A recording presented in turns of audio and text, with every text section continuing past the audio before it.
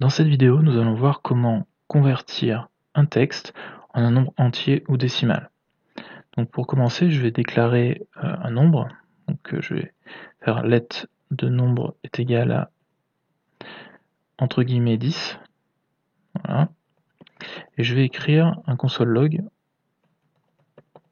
pour tester le type de la variable. Donc là, on devrait avoir une chaîne de caractères. Donc pour faire ça, en fait, on utilise l'instruction typeof et on vient renseigner entre parenthèses la variable. Donc je rafraîchis et mon console log m'indique bien string. Donc pour que ça soit plus clair pour la suite, je vais modifier l'information envoyée. Donc je vais écrire nombre plus nombre et de type. Voilà. Et là comme ça on voit bien que nombre 10 est de type string. Très bien.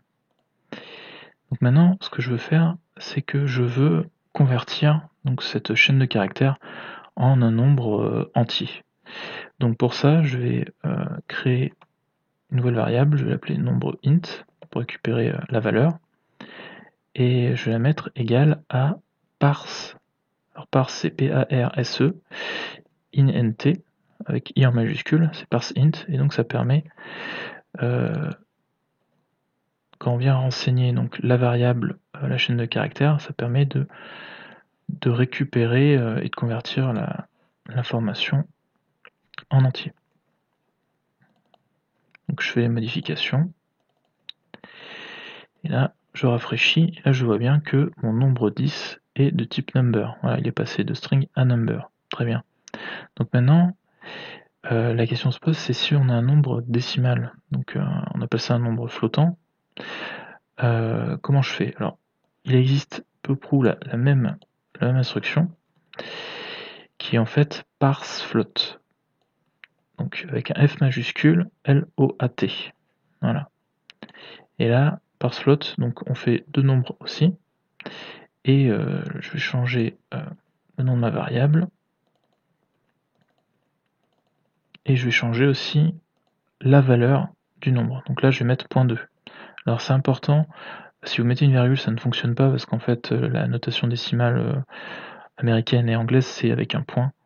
Et donc il faut bien penser à mettre le point, tout simplement. Donc là, si je rafraîchis, je vois bien que j'ai mon nombre 10.2 qui est de type number. Ma chaîne de caractères 10.2, voilà. Et par contre, je vois que quand j'ai fait mon parse int, vous pouvez voir la ligne 7. La ligne 7, c'est cet affichage-là, en fait.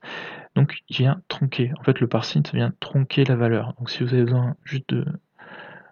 Si vous avez besoin d'enlever les décimales et de récupérer les valeurs d'une chaîne de texte, par exemple, si elles sont stockées à partir d'une base de données, ou que vous pouvez récupérer dans une chaîne de caractères, bah, vous pouvez utiliser parse int, et ça viendra simplement tronquer l'information.